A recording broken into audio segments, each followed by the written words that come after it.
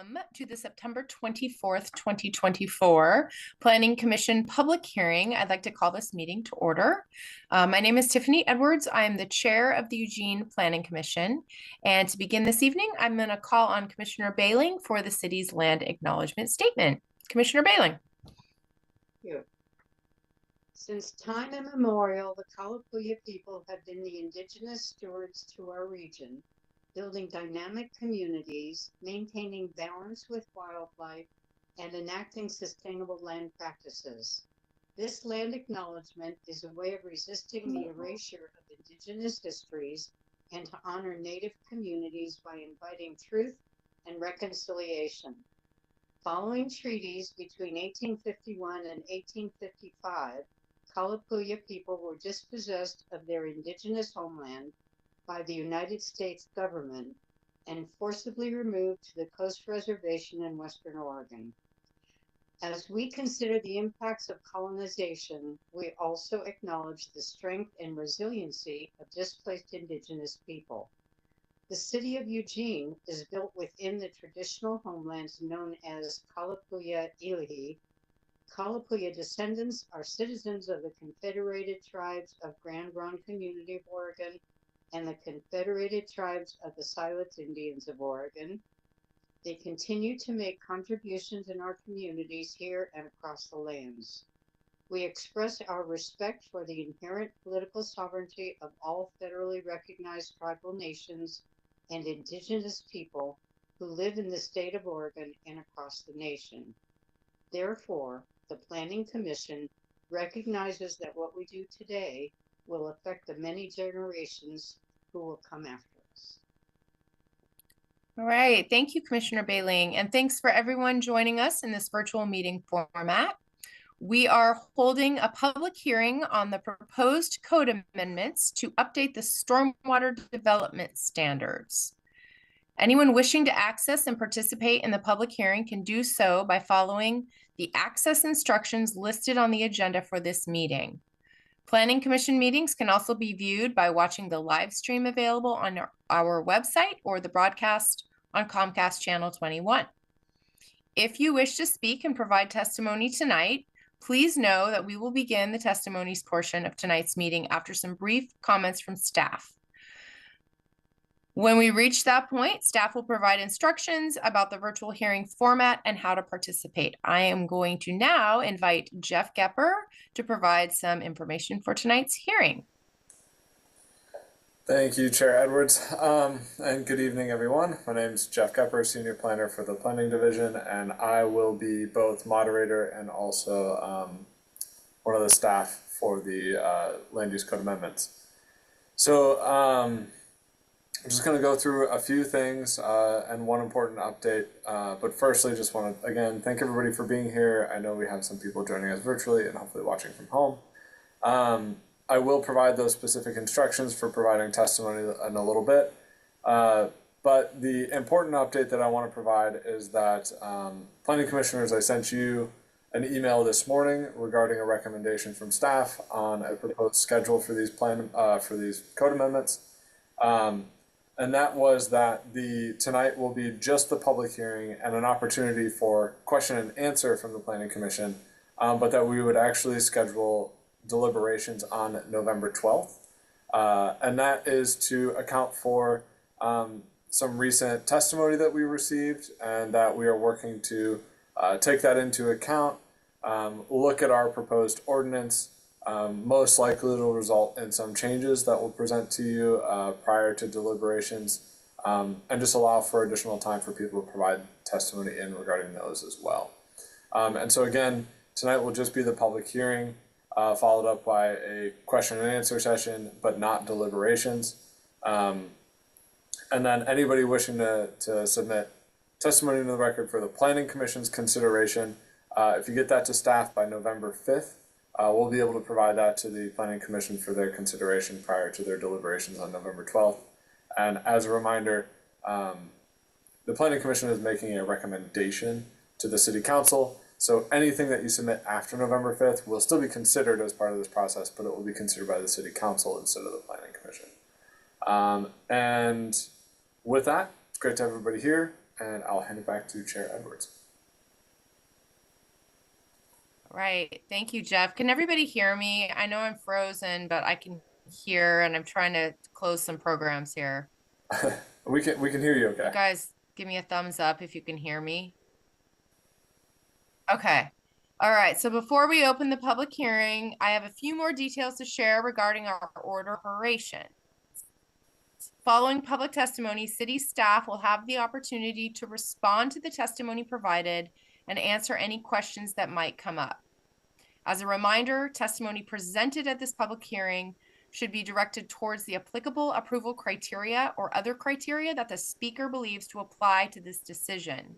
The applicable approval criteria for the proposed land use code amendments are at section 9.8065 of both the Eugene code. Staff have prepared findings to demonstrate that is the case with the proposed amendments. Those are included in the material for this meeting. Just as a reminder, the Planning Commission will not make a final decision on this application.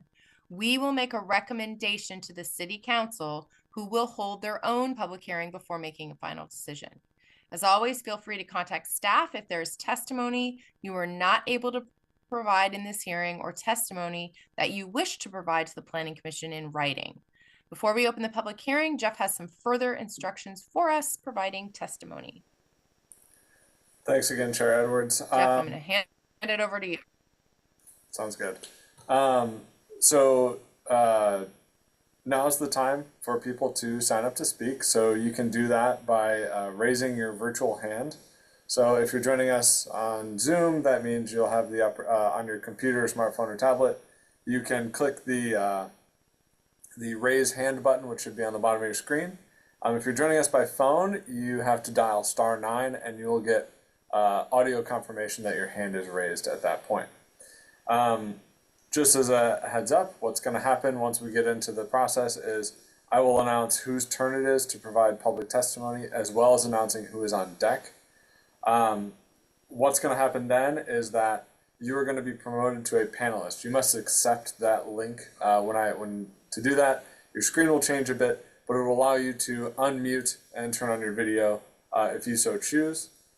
Just as a reminder to not unmute or turn on your video until it is your turn for public comment. When your public testimony is concluded, you'll be returned to a Zoom attendee status and you'll no longer be able to speak at that time. Public testimony tonight is limited to 3 minutes. I'll be tracking that over here. I'll try to give a little hand wave at about 30 seconds, and otherwise you'll be muted at the end of your 3-minute period. So please be mindful of your time, and always reminded that you can submit in writing that testimony if you're not able to conclude within the 3-minute period. If any technical difficulties come up while we're doing this, we'll move through that and we'll move to the next person in the queue and come back to you. All right, with that said, just a reminder that now is the time to start raising your hands, raising your virtual hands to speak, and I will hand it back to the chair. All right, thank you, Jeff. All right, so now I'm going to go ahead and open the public hearing. The purpose of the hearing is to receive relevant testimony on the land use code amendments before us. And so I'm going to call on the moderator. Moderator, how many speakers are currently in the queue? At this time, we only have one hand up in the queue.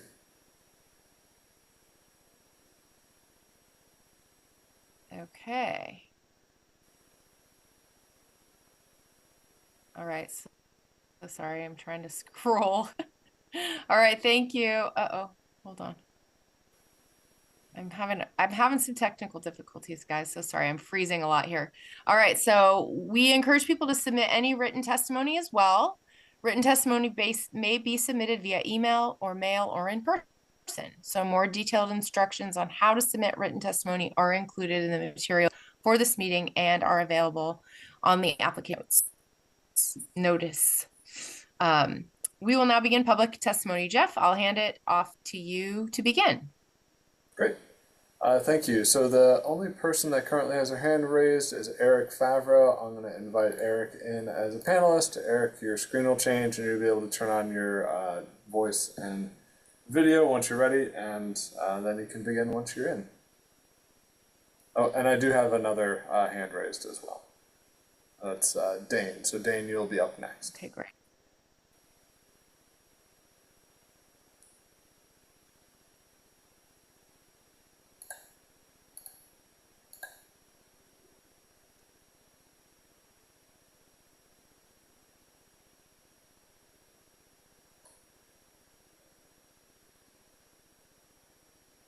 Eric, whenever you're ready, you should be able to unmute.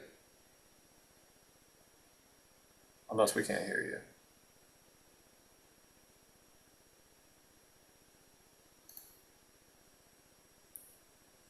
And I think you are unmuted, so I'm guessing that we are having some technical difficulties getting the right audio set up.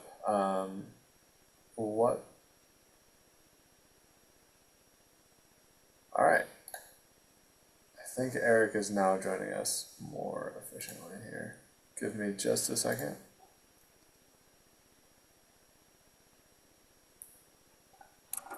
All right, while we wait for Eric, Dane, I'll give you a heads up. I'm going to let you in as a panelist as well. Please don't unmute or start your video until it's your turn to speak. And hopefully Eric is able to get himself unmuted at this time. Yeah, sorry, but can you guys hear me? Yep. Okay. Yes. Yeah. Computer works fine all day until you try to start a Zoom meeting and then it freezes on you. So, of course. Yeah, good evening, everybody. Hi, Jeff. Hi, Alyssa. Good evening, commissioners. My name is Eric Favreau. And I guess I had submitted some written comments to Jeff last week. And so I guess I'm kind of in a unique position in this. A quick background is that I used to work for the city of Eugene in the engineering department from 2015 to 2021. I spent part of that time on the capital improvement team, and then the majority of my time spent was with the development review team, and I was the development and review engineer. And part of my, I guess, jurisdiction was overseeing the stormwater management manual. So kind of have a unique perspective on this. In 2021, I went out on my own.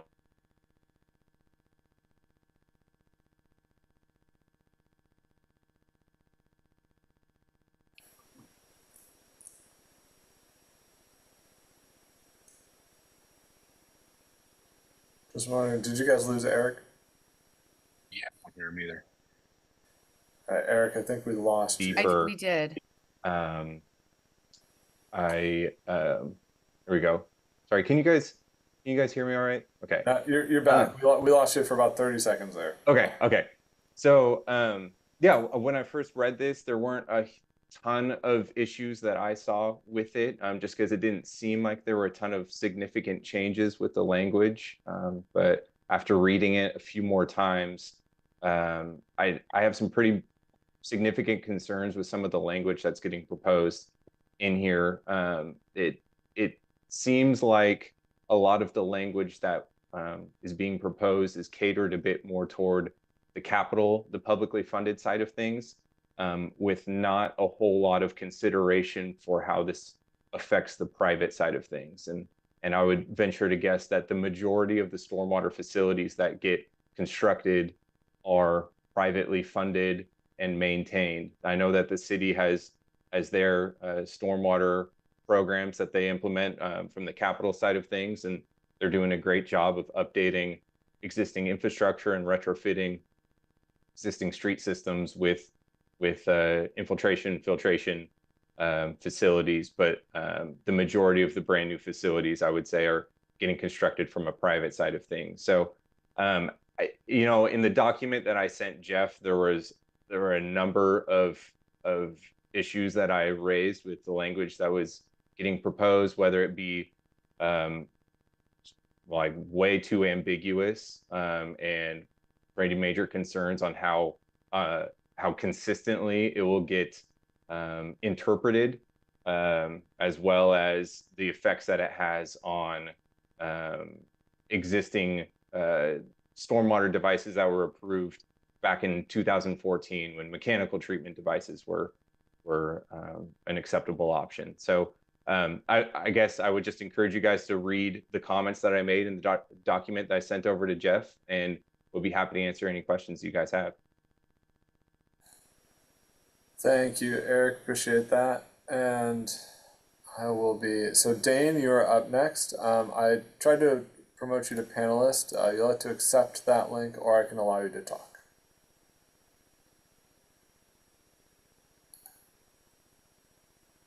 Here we go. Can you hear me or see me? Perfect. We can hear you at least.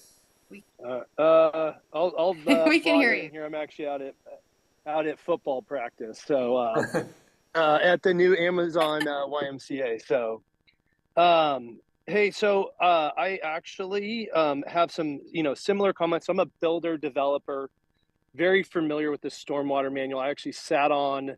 This would have been now probably about 14 years ago when the stormwater manual was adopted, with actually Scott Gillespie and Peggy Kepler. So we've operated in this manual for the past 10 to 12 years of development, and I would say locally from a from a developer residential builder standpoint, I'm very familiar with how scary some of this verbiage is and can be. My first two ones, I wrote our testimony on behalf of Butler Homes, which is our company, and the Western Oregon Builders Association, which would have similar concerns.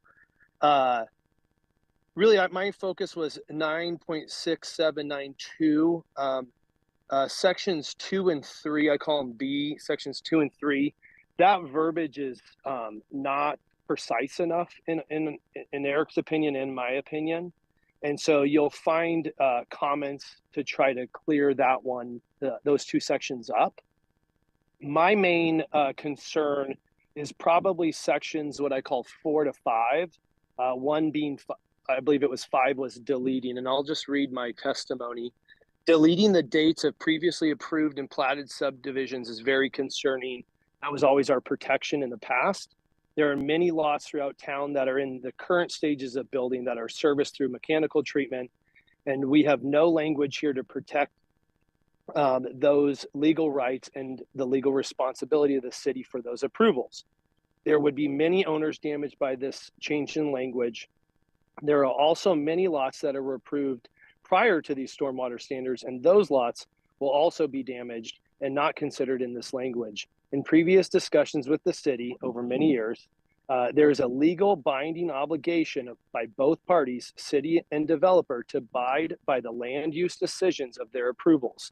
By not having verbiage to protect these lots, we believe the city would be in violation of their own approvals and obligations.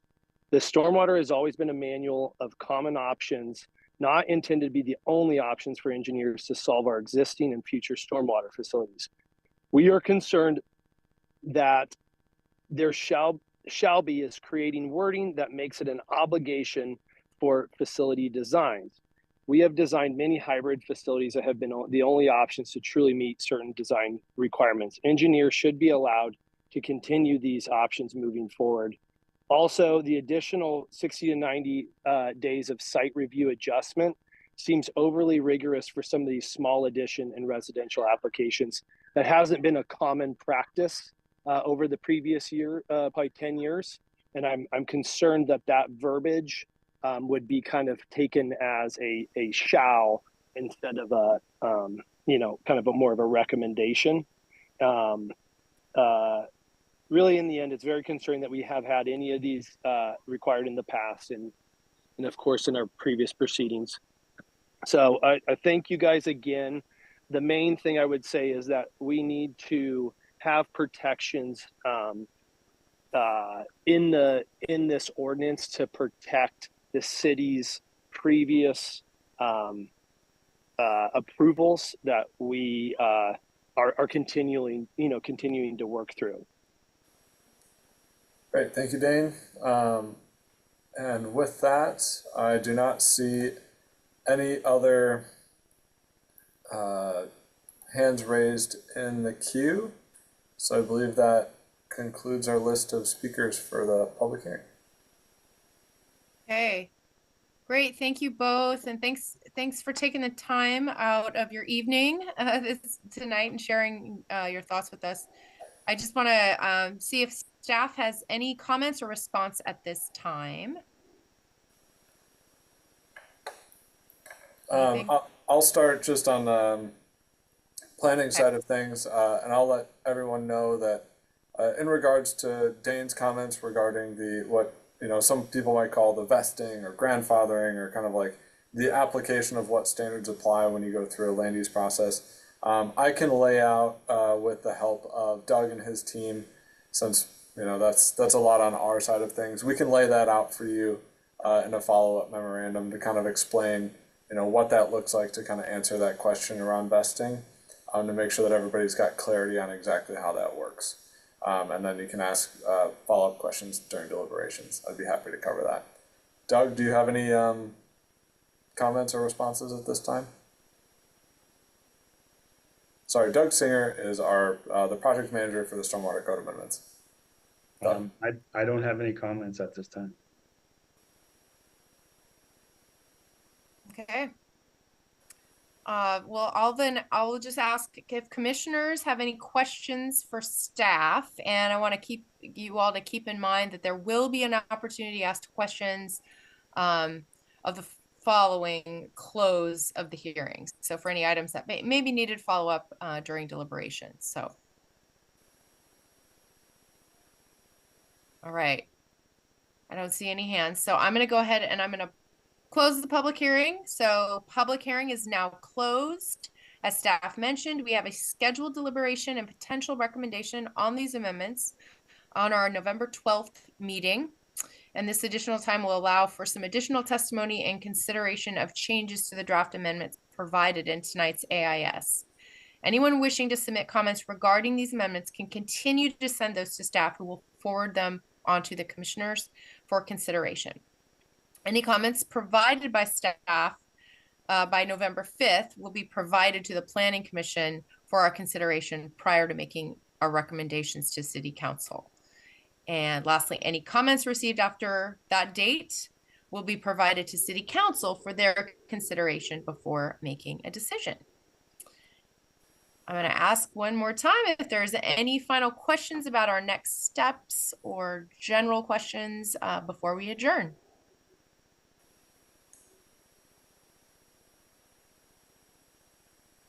I don't see. Oh, Commissioner Bayling, go ahead. I see your hand.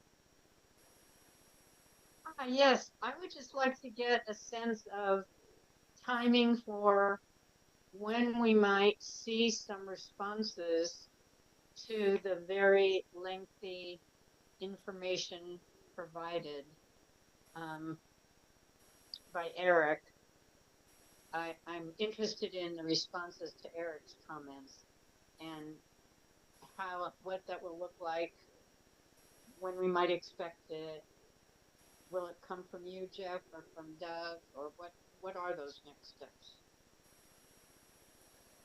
Thank you for the question, Commissioner. I'll defer to Doug in terms of timing, but I anticipate that we'd be able to get that material to you sometime in the middle of October. Doug, do you have any better sense of when we might have our further analysis completed of those, kind of the testimony that was provided and potential updates to the ordinance? I think, like you said, probably the middle of October. Yes. So it's our goal to provide that to you, as well as make it available to the public for additional comments, with enough time leading up to your deliberations for any questions or kind of further testimony to still come in. Okay, and what I'd look to see is not just revisions to the proposed amendments, but actual, like, the thinking behind it, the responses, we're revising this because of this and this, and not doing that because it's not, you know what I mean? The whole background for it, that would be very helpful. Thank you, Commissioner Bailey. Yeah, we'll be sure to include a staff memo with that, those changes that kind of identify and walk through what those changes were related to. Okay, anything else before we adjourn? Burning questions that can't wait? Okay. Well, with that, this meeting of the Planning Commission is now adjourned. We'll see you soon. Thanks, everybody.